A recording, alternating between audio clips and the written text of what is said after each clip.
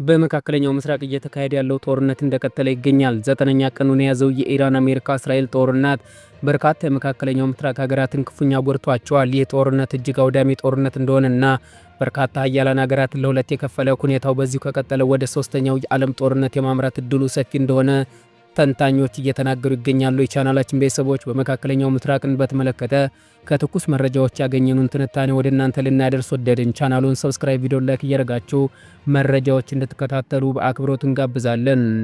የዓለም የነዳጅ አቅርቦት 1/5ኛ የሚጓጓዝባቸው ውሃዎች ላይ ንጋት ሲተካ አካባቢውን የሚያስፈራ ጸጥታ ተለውጧል። በአንድ ወቅት የዓለም ኢኮኖሚ የህይወት ተሸካሚ በነበሩት መርከቦች ዛሬ እንደ መንፈስ በር ቆመዋል። መርከቦቻቸውም ከሰማይ የሚመጣን ድንገተኛ የድሮን ጥቃት ወይም የኢራን ፈጣን ጀልባዎች በስጋት ይጠባበቃሉ። የካቲት 28 ቀን 2026 የእስላማዊቷን ሪፐብሊክ የደቀነው መጠነ ሰፊ ጥቃት ከተጀመረ ዛሬ 10ኛ ቀን ሆኖታል። ባለፈው ሳምንት የአሜሪካው ቢቱ ስፕሪት ቦምብ ጣይ አውሮፕላኖችና የእስራኤል ኤፍ-35 ተዋጊ ጀቶች በወሰዱት የመጀመሪያውና ጠንካራ ጥቃት በቴህራን የሚገኝ የትዕዛዝ መስጫ ባንከሮች ደቀዋል። በታብሪዝና ኮረማንሻ የሚገኙ የሚሳኤል ማከማቻዎች ወደ ጉድጓድነት ተቀይረዋል። እንዲሁም በናታዝ እና ፎርድ የሚገኙ የኒኩለር ተቋማት በቀላሉ የማይጠገን ሁኔታ ተመቷል። ከፍተኛው መሪ አሊ ካሜኒ ቴህራን እንደ ሁለተኛ ፀሐይ ባበራት የእሳት ቋት ውስጥ ጠፍተዋል።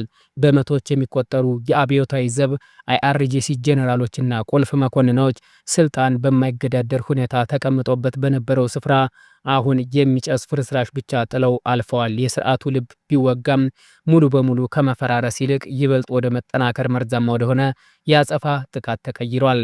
የኢራን ምላሽ ፈጣንና ያልተመጣጠነ ነበር። የባላስቲክ ሚሳኤሎች፣ የድሮን መንጋዎች ወደ እስራኤል፣ ወደ አሜሪካ የጦር ሰፈሮችና ወደ ባህረ ሰላጤው አጋሮች ተወንጭፈዋል።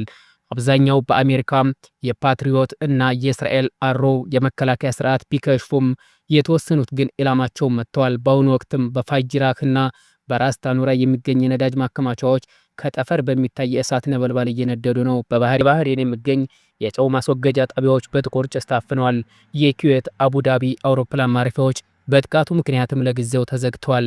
በቴህራንና በነዳጅ ዲፖዎች ላይ በተዘነዘረው ጥቃት ምክንያትም ከተማዋን የሚያቃጥል ሃይድሮካርቦን ሽታን የታጀበ ጥቁርና ዘይት የተቀላቀለ ዝናብ እያጠባበት ይገኛል። የኢራን ባህር ኃይል ሊታወቅ በማይቻል ሁኔታ ወድሟል። ከ30 በላይ መርከቦችና ግዙፏ የድሮን ተሸካሚ መርከብ አይሪንስ ማክሪ በባህር ስር ሰጥሟል። የአየር ኃይል ጣቢያዎች ቢወድሙም ስርዓቱ አሁንም ከጥላ ስር ሆኖ እየተዋጋ ይገኛል። ከተደበቀ ተራራዊ ሸለቆዎች፣ ከመሬት ስር ካሉ ዋሻዎች አሁንም ሚሳኤሎች ይተኮሳሉ። ምንም እንኳን የሚሳኤል ጥቃቱ 90 በመቶ ቢቀንስም አልፎ አልፎ የሚተኮሱት ሚሳኤሎች እስራኤል ውስጥ የሳይረን ድምፅ እንዳይጠፋ አድርገዋል። በመቶ ሺዎች የሚቆጠሩ አብዮታዊ ዘበኛ አባላት በተራራማ ስፍራዎች ተበትነው ጥቃታቸውን ቀጥለዋል።